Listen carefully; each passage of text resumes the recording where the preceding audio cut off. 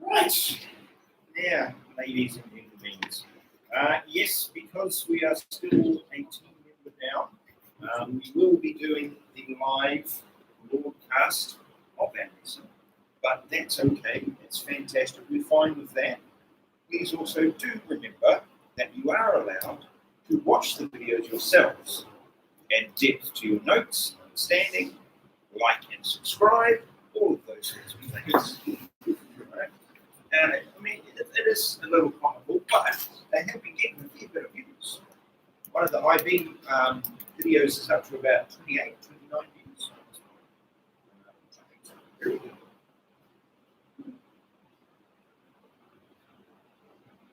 And the promo one from last year is up to over 100 views. And it's over 1,000 impressions.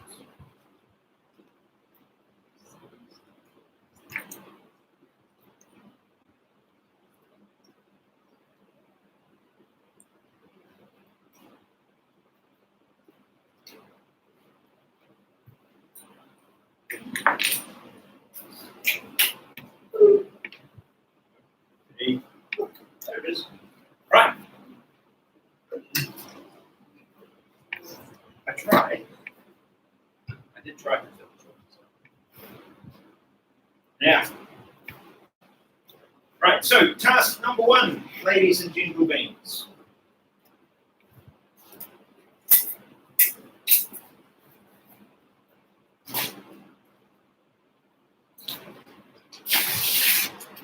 Those we were here last week are very familiar with the idea of a circular flow model. And so, team 1,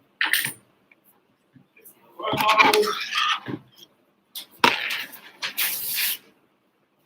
Team 2, Chua, circular flow model.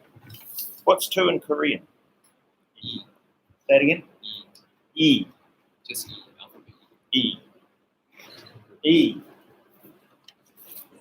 E. So what's 1 then? Yes. In. Seriously? Yeah. In and then E. No, it's ill. Yeah. Not Ill. in. Like ill. L. L-E. It's a little Japanese like that too, because it's itch knee. It means sun. Yeah. Ew.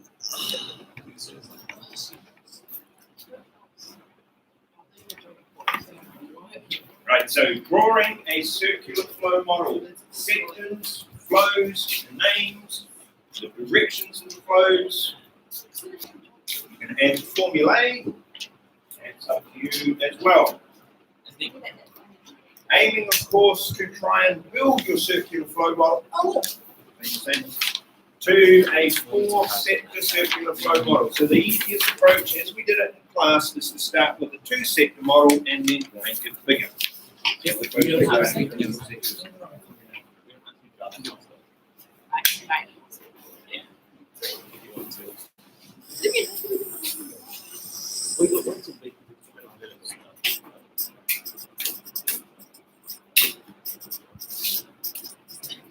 Whatever you want. We don't use the command. It's going to go through. Yeah. Use red. It's mine.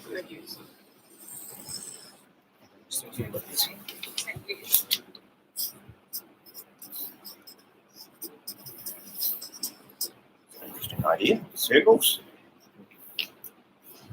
That's what it's said. Remember, if it's something that you're wanting to remember, the use of different colours is useful. Blue marker. Yeah. Yes. And then just read it. Oh, hold on. Okay. That one. That marker. There we go. That's perfect.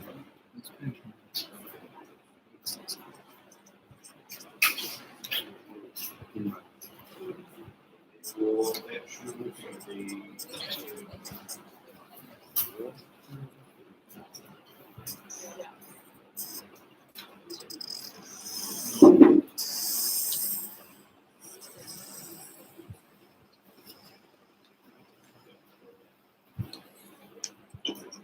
Remember, there are differences. There's physical flows, and there are also financial flows. The ones we are predominantly interested in is the financial flows.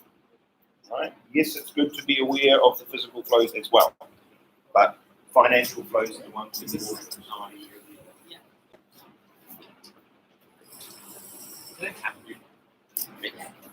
It's harder for me to do this way.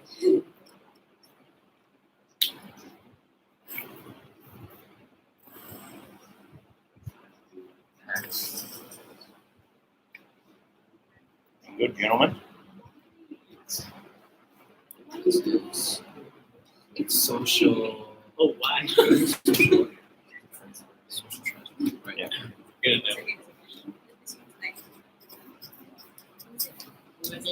Expenditure.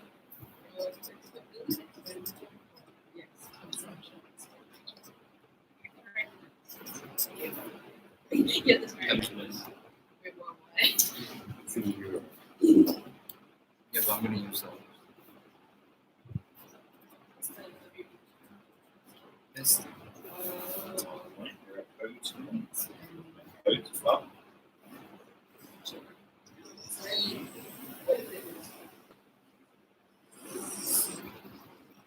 Gosh, we're going super artistic today, boys. That's amazing. Look at that. Fantastic. You guys, they have like 4 sentences within this one. wages. Firms to I guess the wages, interest, profits and rent.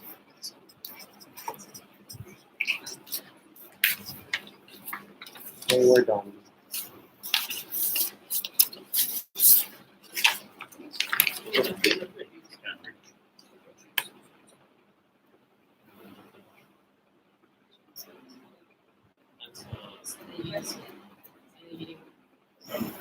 Oh, yeah. I guess we're done. We're all done already. You've got 3 sectors. Is that all the sectors? Oh, yeah. Are there Yeah. more? We've got 4. We've had 4. So where would the 4th one be, and what would be in the 4th sector? Bank. Oh yeah, Bank. Yes, you will need a bank. Yes. What might be then in the 5th sector? So there is options. It's investment plus investment back. Oh, export and import. That would be in that final sector, yes. So you're going to need a banking sector, and then you will need an external sector, the outside world. And then we talked about the difference between a closed and an open economy. How do they connect? There's a new one. New one. Draw like No, let's One. draw. 1, 2, 3, 4, 5. I'll do the arrow. So.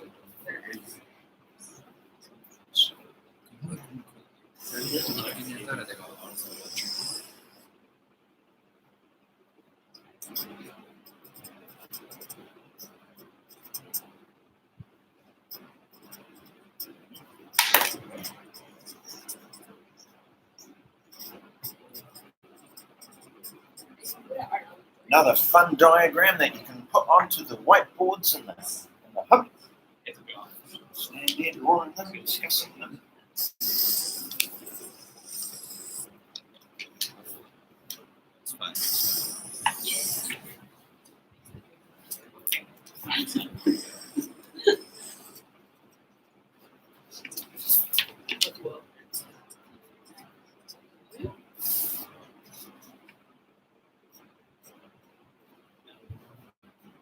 Okay, right.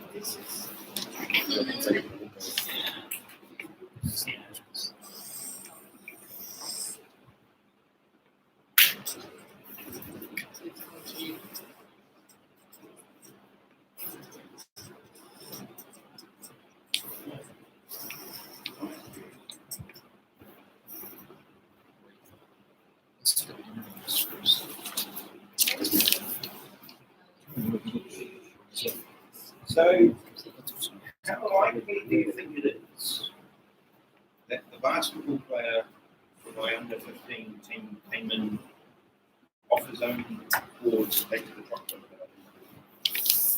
Or we make someone else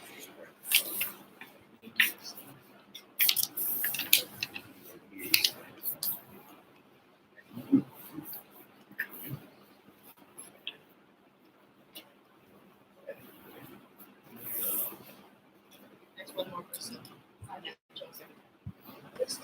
Isn't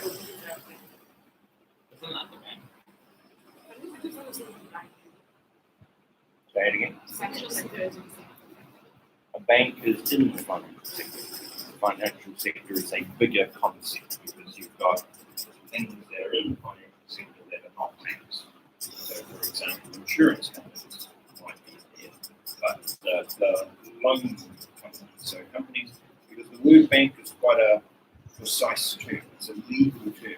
This is a bank. But there are other people that you can go to borrow money from that aren't banks.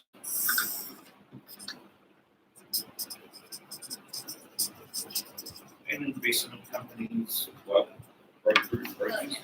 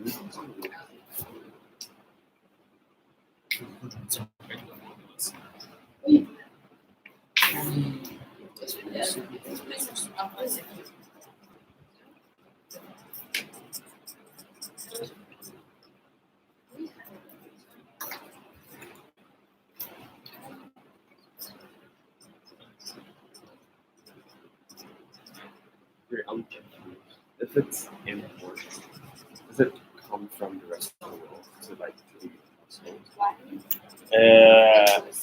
You're getting slightly confused with a physical flow versus a financial flow.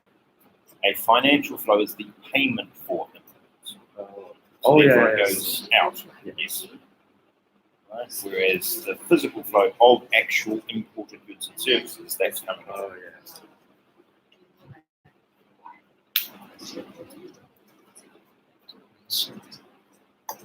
Very good question.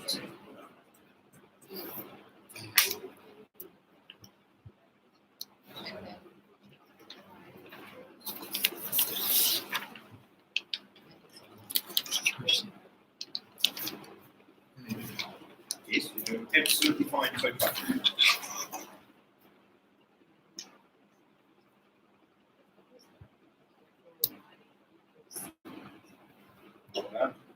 Absolutely right.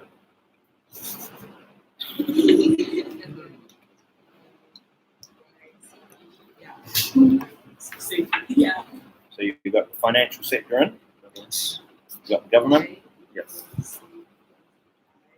households, Are you able to work out the equation that adds up the total income? Yes, that's the coded equation. Yeah. Oh, like the ones we did last time. Yes. There were like multiple equations. Yes, but once you've got the whole model there, there's one equation.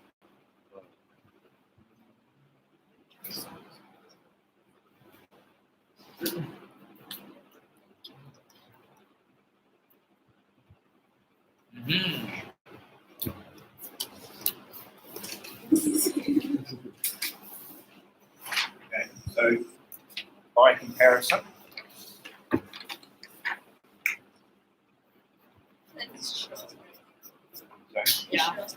yeah,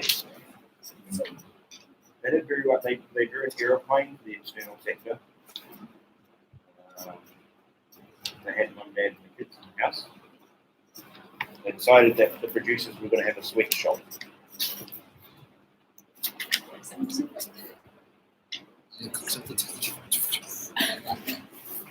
Shit.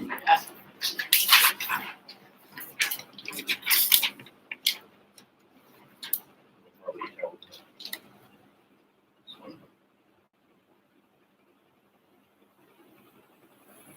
Leave that one as well.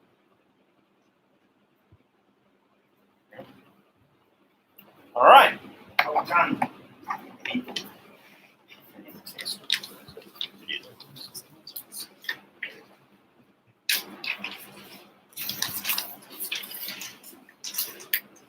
Now you can do these sorts of things. You can do them online. There are apps that will allow you to draw them. There are pre-made images that you can download from Google. Some of them quite clever. You can do them yourselves on your iPads, right? Hand drawn. You can add colour to them, right? Signaling different parts. You could, turn it into a factory and a house. It's those sorts of visual things that can sometimes help with regards to remembering all the different sectors and the different flows.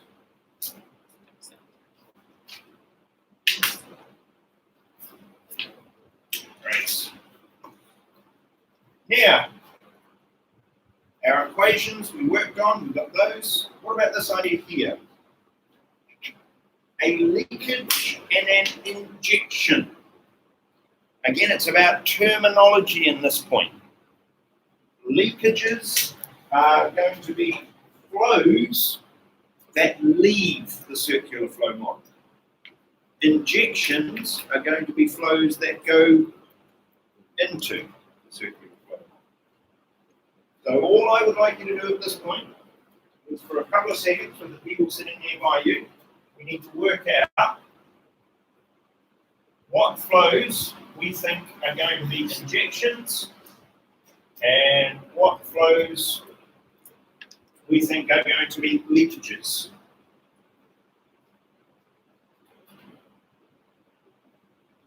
So people sitting nearby you, this one, what about this one, what about this one, this one? Yeah. Should work out 2 or 3 per side.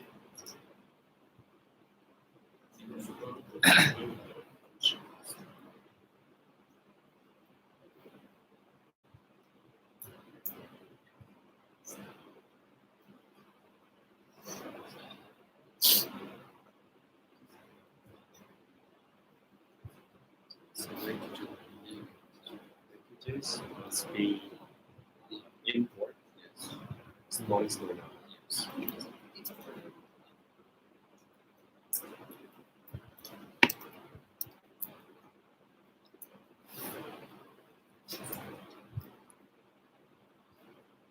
About 30 odd seconds. What have we come up with for injections? Come on, go. Fire them out of me. Yell them at me. What do we got? Exports. Exports. Yes, we're wanting the export revenue. That will be an injection. Anything else? Transfers. Transfer payments. Otherwise known as welfare. Otherwise known as government spending. Yes, that will be an injection, adding to the circular flow. What else adds to the circular flow? Makes the flow bigger. What else? Rather large one, begin with the letter I. Increment. Investment. Yes. That's going to become quite an important one in a bit. All right. It's going to be quite important in this part of this topic, and then a later part of this topic, and then a later part again of this topic. Then it will become quite important when we are discussing development economics in your year 13 year. When you get to university, there's actually a mathematical equation that you can use with regards to investment. Any other injections?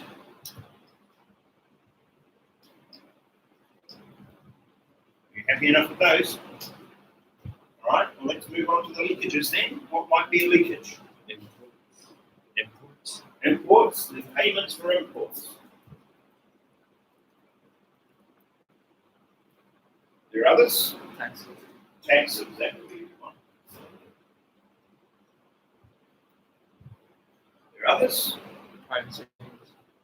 Savings. Man, you're on fire today, Andrew. Say you're on fire. Our son said to us last night that there was a video that he watched of a stunt guy who put himself on fire and then did stunts. I was not aware he had seen this particular video. I really don't want him trying these sorts of things out. He decided his hair was too long the other day, so he got a pair of scissors. Yes. So we tried to balance it a little bit, but we're going to need to go to a hairdresser. So yes, they will all be leakages. Yes, now, apologies for the terminology. Sometimes New Zealand learners get a bit silly with those. But we need, if we are explaining this, we can suggest that if our economy is balanced, then our injections are going to, excuse me, our injections are actually going to equal our leakages. Right? So if our economy is balanced, our injections equal our leakages. It's the seesaw principle. We're not necessarily suggesting economies actually are balanced. Right? This is a model, this is theory. In fact, we're probably likely to see most economies not being balanced in this particular way. Injections equaling leakages. And it's words, two big words. We need to codify them. We're going to come up with codes for them because that's what we do. Now, tricky thing though is we've used a lot of the letters already. That's going to be a problem. So, injections. What code, what letter code do we think we could use for injections? Can't use the letter I. J. We're going to use the letter J. All right. Okay. So injections. J. What about leakages? L? No, I don't like the letter L. K. K, we actually use K somewhere else. In fact, we use K twice. We use capital K and lowercase k. A, can't use G. G, we can't use. We've used that already. Yes, we can't use. You see what we're doing? We're running out of letters, aren't we? So, because economists are amazing people, and we are, what we decided was maybe it's the word's fault. All right? That we've run out of letters. So instead, what we're going to do, and just stay with me, all right, is we're going to use this code. W. All right? Yes, we did kind of go to the end of the alphabet and worked our way back up and found the code that would fit. And then we said, okay, well, how do we then get the W to fit with the word leakages? So then we came up with another term, excuse me, another term that means leakages, but starts with a W. So therefore it can be used as an alternate word.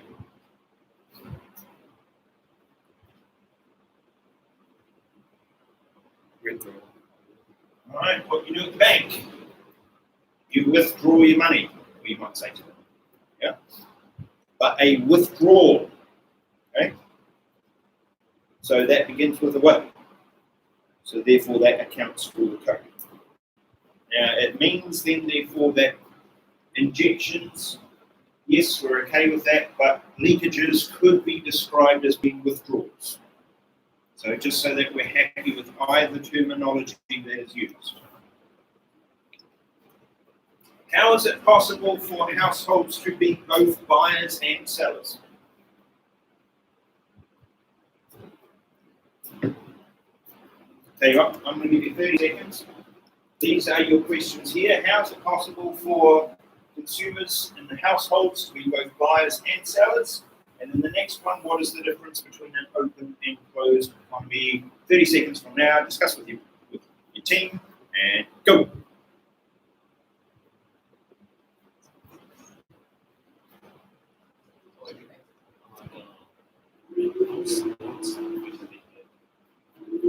It remembers Make people recognize house larger than firms. So they get wages and they sell to it. So they can be sellers. Because they like Okay, yeah, work I got in as a household, they buy products. So they're buyers and sellers. It's like, and open open means free economy, closed means controlled. Okay, that was around 30 seconds. Next. Buyers and sellers. How do households manage to pull that particular fee? like the members of households Yes, work in firms. yes. So they like sell services and like goods. And they're paying for the goods. Yeah. Exactly. So the household which owns the resources is selling the resources to the businesses. The businesses then are paying them for those resources. The households are using that payment to buy goods and services. Certainly. The difference between an open and closed economy is what?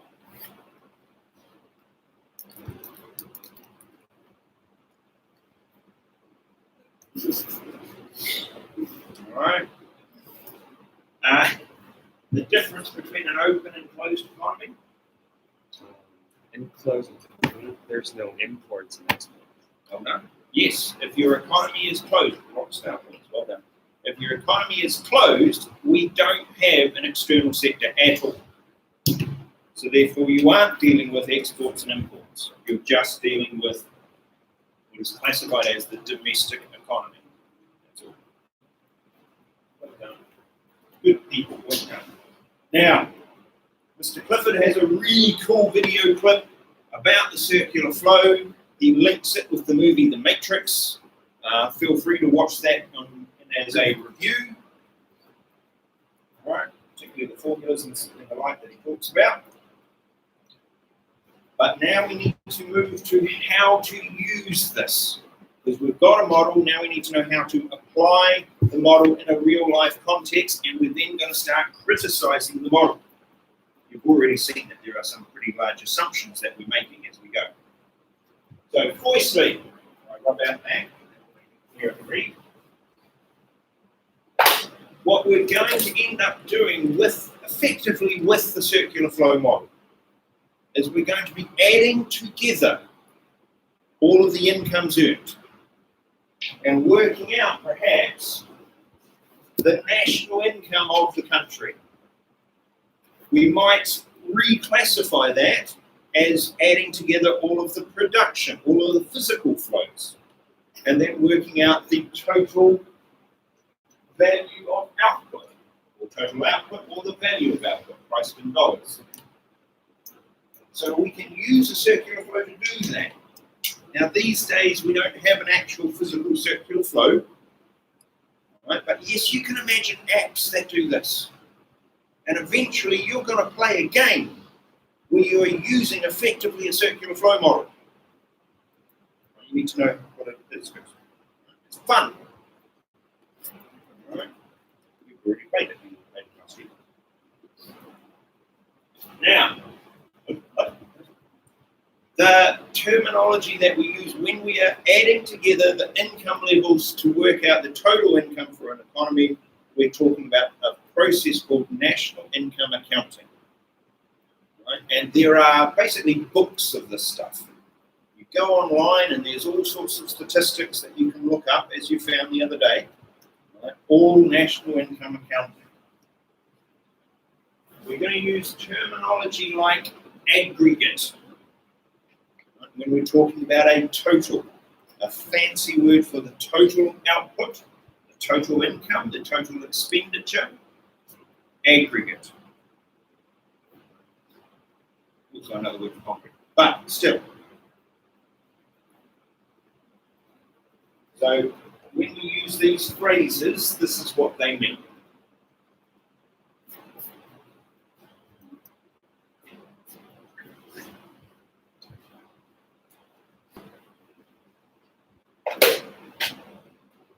All right, happy? Good. Therefore, the whys. It's important to be wise. It's important to be. All right, so why do we want to do this? Well, the first reason we want to do this is just like you, we want to assess performance over time. Right? We do that with you all the time. But now we're looking at an entire economy and we're saying, how well is it doing? Now, you're probably aware that China is having an issue of 10 at the moment.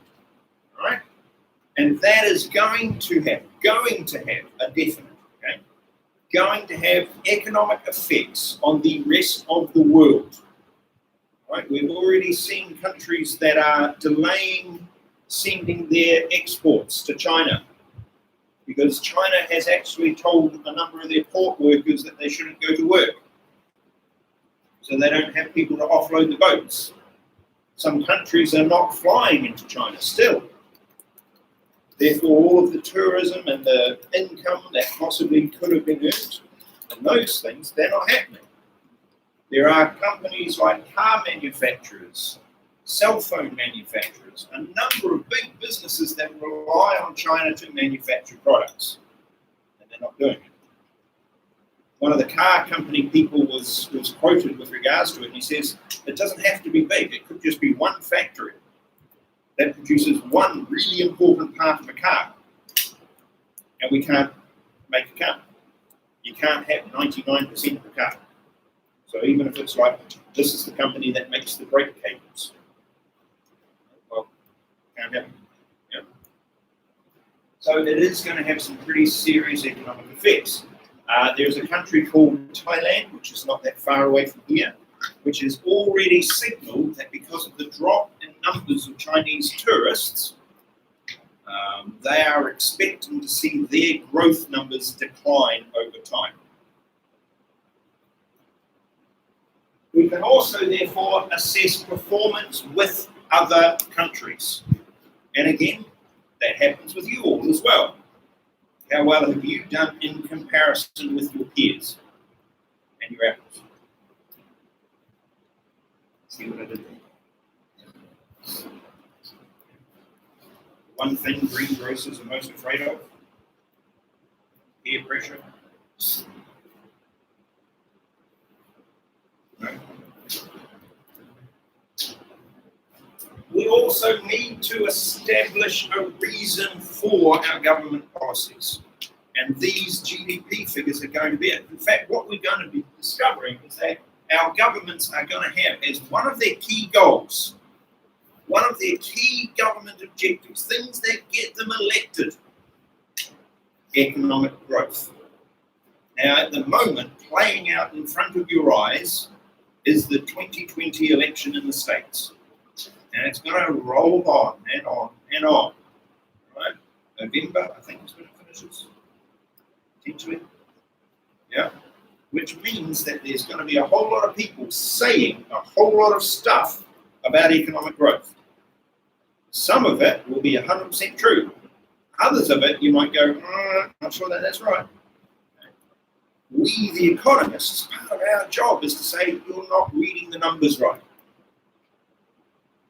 Or you are, you're just being very selective with them.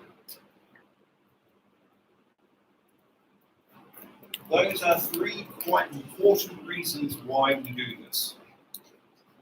Now, we can do this, right? We can add up all of the income, all of the ideas, and we can create a concept called GDP. There it is. Gross domestic product. Gross because nobody likes it. Is that right? Is that why we call it gross? What's a really, really old-fashioned word for total? Gross. Right. Product is a short version for the word production or output.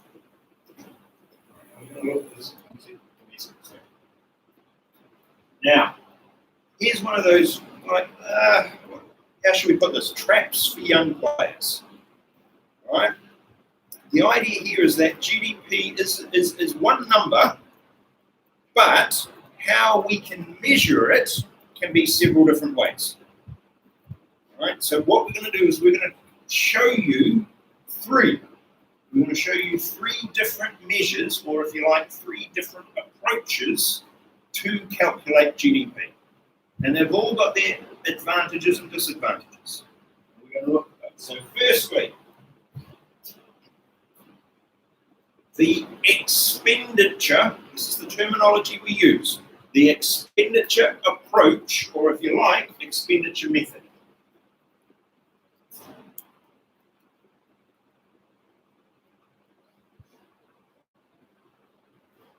Now I'm adding the word approach and I'm adding the word method because again, in your exam, they could use either, right? And I want you to understand that that's what they're meaning. So you don't look at it and go, oh heck, what is this? It looks remarkably familiar because it is. There's a little bit of a wrinkle in there, but we'll get to that in a minute. Right. Consumption spending. Oh, we know that one. Investment spending. Oh yes, we know that one. Government spending. We know that. And then the net export sector, the external sector, and the spending that occurs there. That's expenditure. That's all of the spending that goes on in the economy. Add them all up. Come out with a total figure. GDP. Now, we are going to equally refer to GDP with another name. Terminology always hits you in economics, okay? So that's why reviewing things regularly is helpful. But GDP, we're also going to refer to it from time to time as aggregate demand. Aggregate demand. Or, what was aggregate again? Total. Total demand in the entire economy. The idea being is that everything you demand potentially is being produced. Therefore, it's being sold. It's also then going to equal the income because people get paid for it. We'll work to that. We could therefore also calculate GDP via what's called an income approach.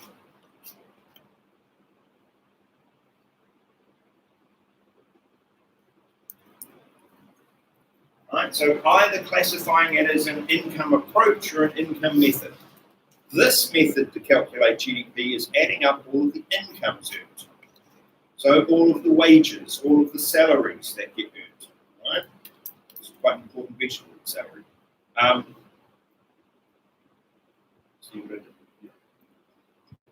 All of the transfer payments that get made. All of those are incomes. So therefore we could, in theory, again, add those together and come out with a total number that should equal GDP.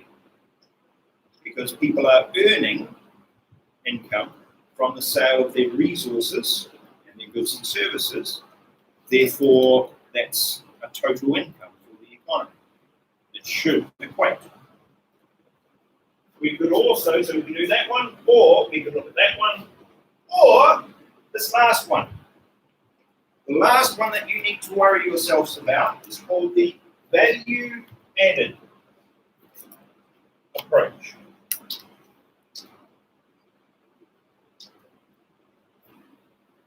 Right, it's called the value added approach or the value added method.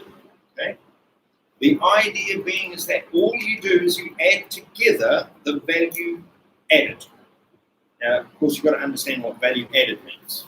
And some of you already will. This will be quite perceptive to you because you're in your brain, you are already a business person. All right? So Gabriel, CEO of the company, which he's going to call the company. That's one of them. Yeah. So here's what he does. You're going to make what product? Cars. You're going to make cars. And so therefore, you need to work out how much those cars cost to make. Yeah. But do you sell them for that? No, you're not going to sell them for what they cost him to make. He's going to sell them to make sure he earns a profit. Okay? And therefore, he's going to add a value to the cost. And that will be the sales price. It might be that because you're the manufacturer, you then have to sell your product to a retailer. In which case the retailer, they also need to make a profit. They are also going to add value to the product. Or it might be that you sold your product to a wholesaler who then sold it to a retailer, and both of those two groups added value to the product. So therefore, what we are doing with this method is we are adding all of those up. Okay? We are working out, if you like, it's like the profit margins that we make. I remember, years ago, and the students would say, how do we work out our profit margins? And I would say, how much profit do you want to make? I'd like to make $100. Okay, well then work out how much it costs for your product to be made. Work out how many products you need to sell in order to make $100. Okay, that's profit. So then you work it out as a margin on top. So maybe an additional $1 per product, sell 100 products, therefore you've made $100. Right?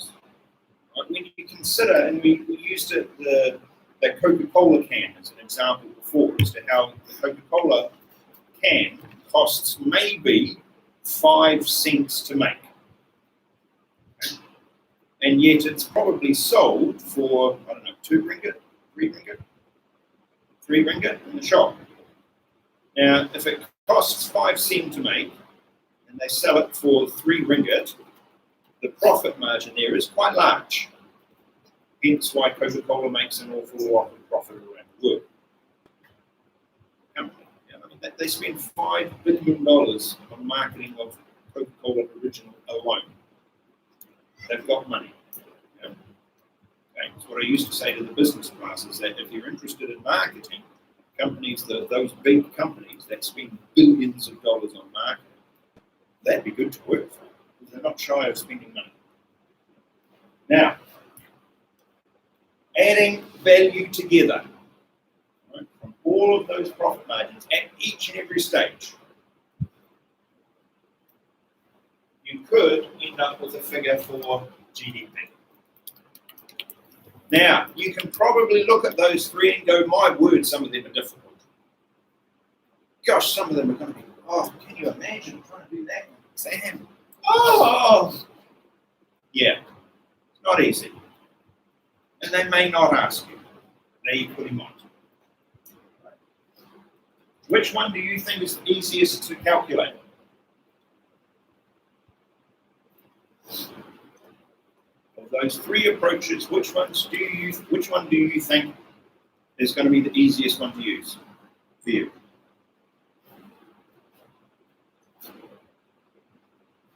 One, two, or three?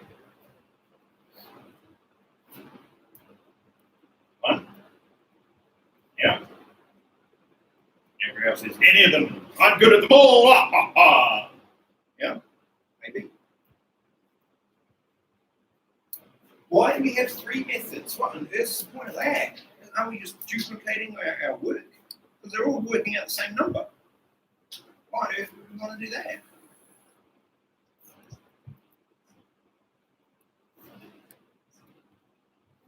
Yeah, well, yes, there is going to be some issues with that. They're technically supposed to give you the same number. So therefore, why are we using 3 different methods to calculate it?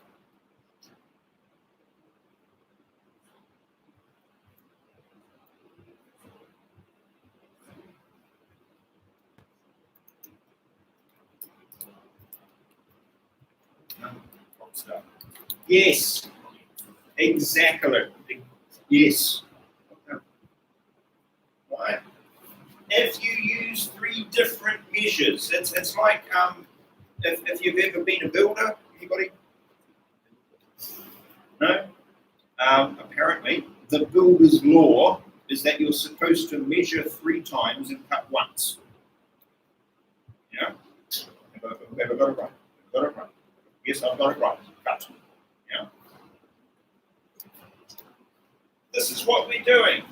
We are measuring 3 different approaches, 3 different ways in order to figure out the one way. Right, to get one number. And yes, each different method is probably going to be different, give you a different number. Okay? And there is actually, believe it or not, ways to fix that. Right? But if we can get pretty close, we might be a few million out. But if we can get pretty close, then we're all right with that. Now, therefore, as said, without further ado, the most common approach is that one, the expenditure approach. But hold on, that looks different. What's happened?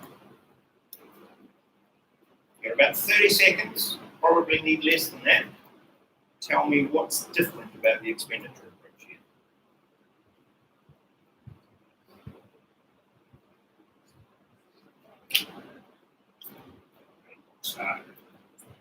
Yes, absolutely. We have added an additional term.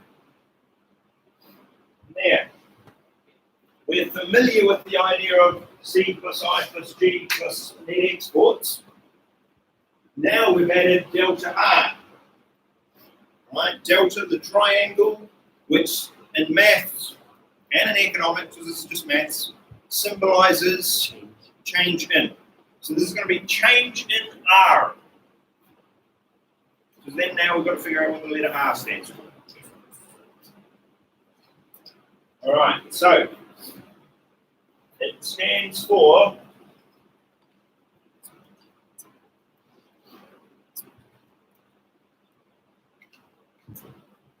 inventories. Oh my word. Why didn't we use the letter I? We're already using it. We're using it twice, both in the capital and in the lowercase. Why didn't we use the letter N? Because we're already using it. V.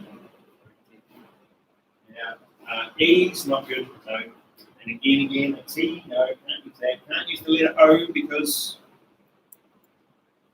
why can't we use the letter O? In fact, in economics, you hardly ever see the letter O. Why? Because it looks like what? What does the letter O look like? 0. Yeah. It's like 0. So it looks like the number 0. So if you're doing a calculation and you're trying to do a calculation based on O, okay, you can see where the examiner is going to have a problem with that. Yeah. So you don't want that problem. It's like trying to type out your phone number. You've probably done this before.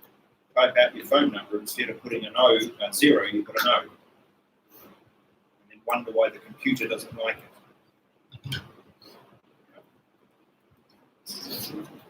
By the way, I got told not to do that when I moved here. I used to do that in Thailand, and the people in the shops would get confused. Because in New Zealand, when you say a telephone number, you say O. You don't say 0. So I would say 014. instead of 0.14. But people get confused with the letter O and the number O.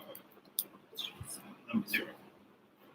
So, inventories. What are inventories? Inventories? Inventories. I can guarantee you you've all had experience with inventories before. So what is it then? In fact, you possibly have even had experience with inventories here at school. Anybody ever been in a shop and let's say anybody bought a pair of shoes from a shoe shop? Have they had your exact size on the shelf? Yes. Seriously? Yeah? How big are your feet? US 13. US 13. And you've actually physically gone into a shop and they've had size US 13 Yeah, because like they're in the actual shop, on the shelf. What shop were you in? Like, that impresses me. Normally, when I go into shops, it's like I find a shoe, and my son as well, and my wife as well, we find a shoe that we like. And then you do that chasing the person around the room thing. Can you find one of these in this size? And what do? They go out the back into the storage room where they hold their inventories. Another name for inventories is actually called stocks. Right? So if you've ever worked in a shop, you might be familiar with doing a stock take. That's not stealing. I'm looking at you. All right. New Zealand, that was called the 5-finger discount. No. Gabriel says no. Right. The idea being is that you are counting how many products you have on stock, so that if the customer comes to you and wants a size 13 American, you've actually got it on hand to sell it. Because as you're all patently aware, when you go into a shop and you want something and they don't have it, it's annoying. Yeah. All right. Trying to buy a T-shirt for me is like it's. I don't know what happens in shops here, but where are the T-shirts? Where do people buy T-shirts from? Because I go into a shop and they just look at me and go, no, nothing. Can I buy? No. What about? How about? No. Right. There actually are people bigger than me. I'm aware of this. I've seen them. They must be buying clothes from somewhere. Not sure. Right? To the extent where they're not even prepared to go into the bank to look, because they know there just aren't any. Sorry, there are none. Now that's better than it was in China, because in China you wouldn't even necessarily get in the door of the shop. I'm not kidding. They'd look at you and go, no, we have no fat clothes here. Not kidding. That's what they would say. Somewhere else. No fat clothes. Right. It's just being blunt.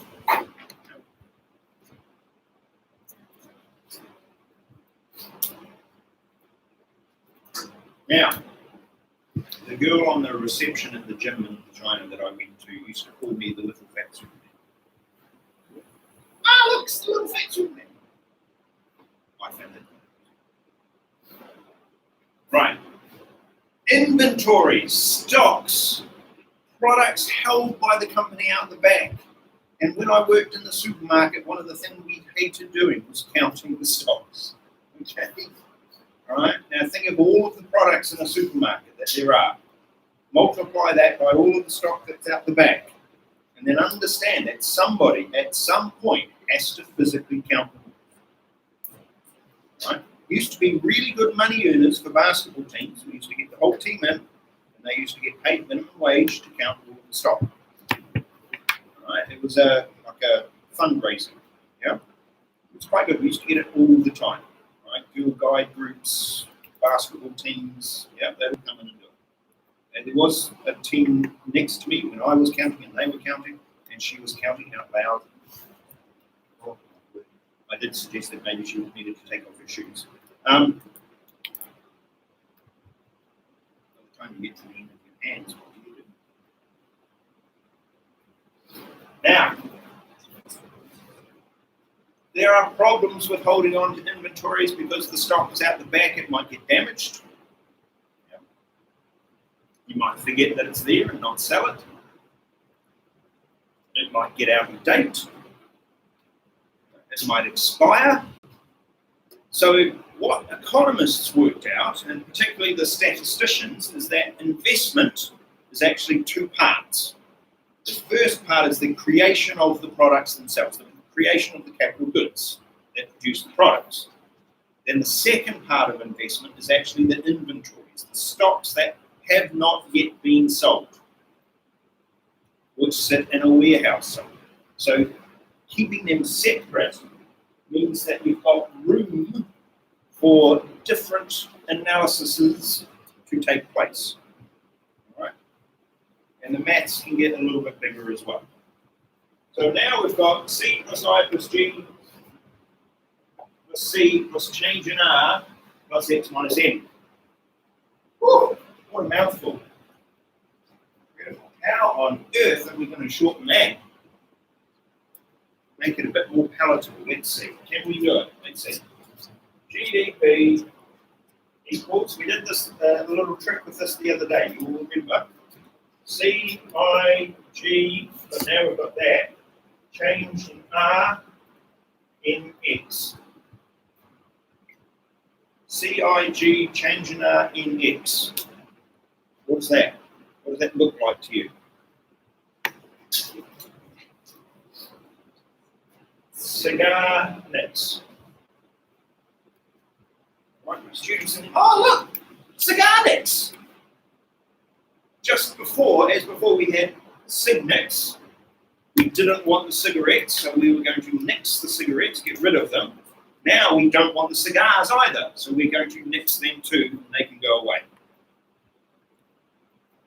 Ways to remember. That's what that is. And a way that we can shorten the writing, so that we don't necessarily have all the pluses, but still remember that they're actually added together.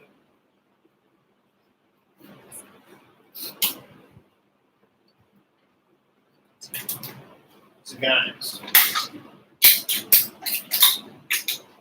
Now, it might be that you reach the point where you are trying to build like the, is it acrostics? Is that the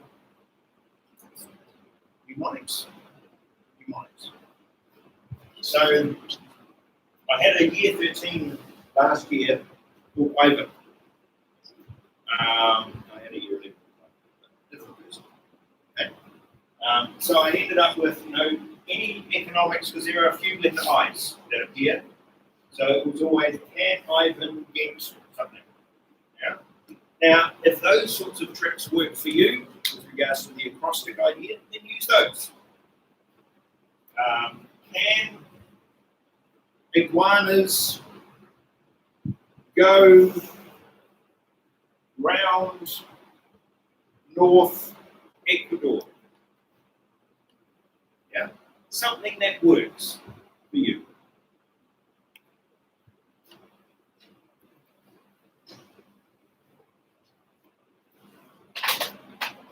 Questions? It's all right. All right.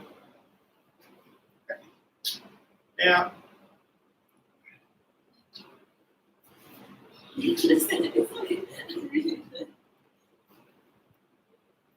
there is something else in our tool bag that we can use. Have you seen a tool bag? Box? Yeah. And you pull it out and you think you know what it is, and then someone tells you, no, it's not that, it's this. Yeah. It's like the old joke about the father who sends his son to the hardware store to buy a hammer fork. And he goes down to the counter and he says, I need to buy a hammer fork. And the guy says, what's a hammer fork? He says, to hit the nails. What's a hammer Now, okay, so we could absolutely talk about GDP. There's viral videos that have gone online about parents sending their kids who have no idea about what tools are into hardware stores, deliberately telling them to buy something that is impossible to buy or something that they don't, They are quite funny. I have heard. Now, so gross domestic product, GDP, yes? Well, now we've got another idea, another tool from the toolbox. This one is called GNI, or gross national income.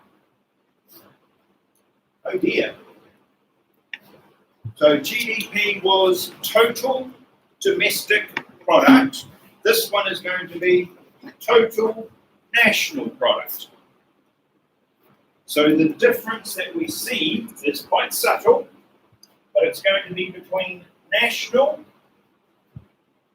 and domestic.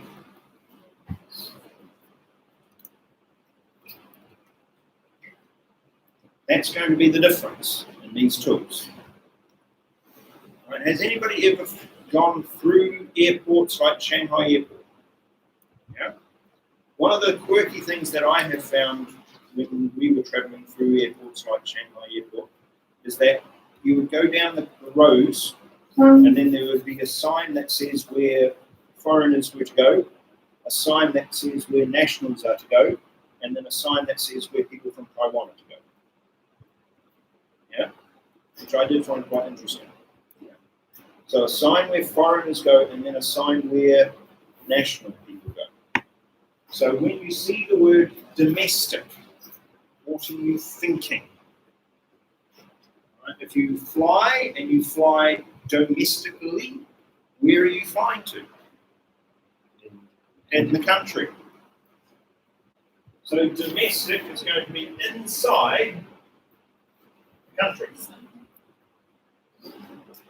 National. If you're flying internationally, where are you flying? Between countries. If people ask you about your nationality, what are they asking you? Where you're from, the country that you are from. So it is possible for you to be living in a country that you were born in. Spooky. Yeah. All right. I wasn't born in Malaysia. Anybody else? Yeah. You two gentlemen born in Malaysia? Born in America? Yeah. Don't have the accent. Or the red hand. So I found that way too funny. Right? Were you born in Malaysia? Yeah. So of all of us, you're the only person in the room who would count their nationality as being from Malaysia. Does that seem? You see that? So therefore, let's imagine Andrew is working in Malaysia. Let's just imagine. You set up a business, he's selling American shoes. He's got the supplier, quite clearly.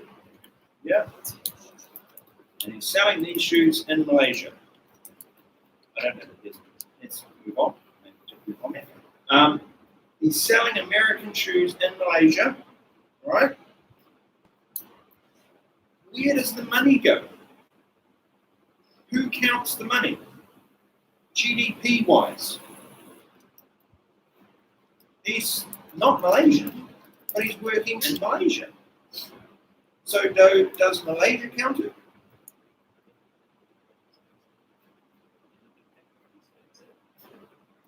Yeah, but we've also got the income level, remember? So we also calculate GDP through income. So the income that Andrew earns, now Andrew was born in America. Does Andrew claim American nationality? No. Do you have an American passport? Yeah, I do. You do? Yeah, American one and a Korean one?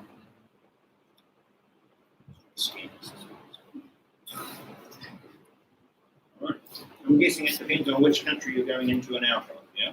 So which passport you use. So therefore, in theory, right, if Andrew is earning income in Malaysia, the Americans are going to be interested in that. Why? Because Andrew is technically American. Yeah? And America doesn't really use GDP. America uses GNI. Why does America use GNI? Nationality. How many Americans are there living abroad? Quite a lot. What about this next bit though? American companies. How many of them are not actually in America? So the income that they are earning, who counts it?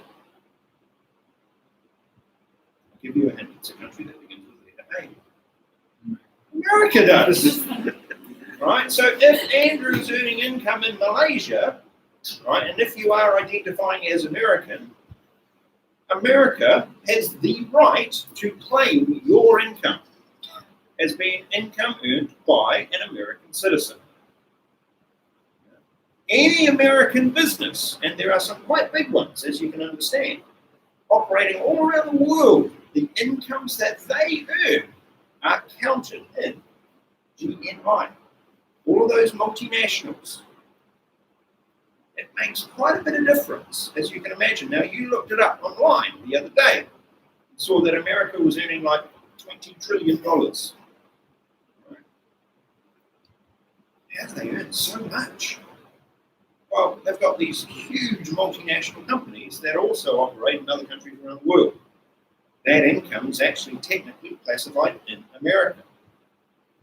But what about this? Now, here's a tricky one. You ready for this?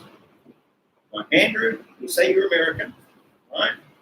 Okay, working in Malaysia. Let's imagine Malaysia uses GDP. Does your income count in Malaysia? Yes, it does. So in theory, your income could count in Malaysia and in America.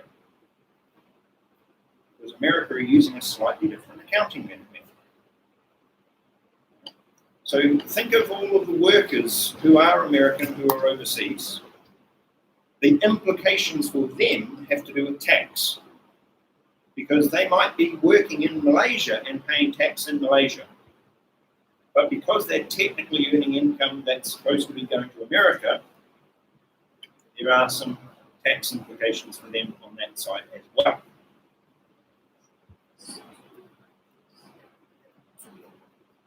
If it's two countries that operate on GDP, no, it's different. Because with GDP, remember, it's inside the country. So if the company is outside, it's that other country. Yeah. So if it's a New Zealand company working in Malaysia, then they are earning income for Malaysia, not New Zealand. If it's a New Zealander working in Malaysia, I am earning income for Malaysia, not New Zealand. If it's an American working in Malaysia, they are earning income for America and potentially for Malaysia. Yeah. So the numbers can get they're subtly different with regards to the language that we use, but the meaning of them, the implication of them can actually be quite profound. So America with the $20 trillion that it earns or more, some of that money, perhaps a lot of it, is actually earned outside of America. It would be interesting at some point to do a study about how much of that is actually earned abroad. Now, it does mean that those companies and the individuals themselves have to work out tax deals. They have to try and figure out how to pay American taxes. Yeah. Right. Now, the next thing to consider is another terminology, and it's this one here. It's labeled as a remittance. It's old-fashioned words, and I apologize. a remittance. Now again, let's imagine, so Sam, you have no American connections. So Korean is your nationality 100%? Yes? Yeah. Therefore, let's imagine you now are working in Malaysia. Right? You've set up a business selling American shoes because you're wanting to compete with Andrews. Yeah? Now, when you earn money, you might choose to do something different with it. You might choose to send it all back to Korea, maybe to a Korean bank account, or you might choose to send it to Korea because you've got family members there that you wanted to go to. You know? That process of resending income is called a remittance. So you are a worker in another country and you send the money back home. Yeah?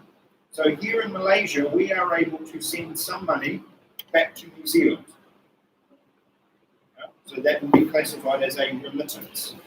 Now, there are some countries who, when you add up their GDP, quite a significant percentage of their GDP is actually remittances, where workers who are overseas send the money back to those countries. We used to experience this in New Zealand with islands in the Pacific, right, where they would send their workers to New Zealand to earn money and then send the money back to the islands. Right, now ladies and gentlemen, we will finish there for the day. Thank you very much. As we say in the land of my birth, thank you, goodbye.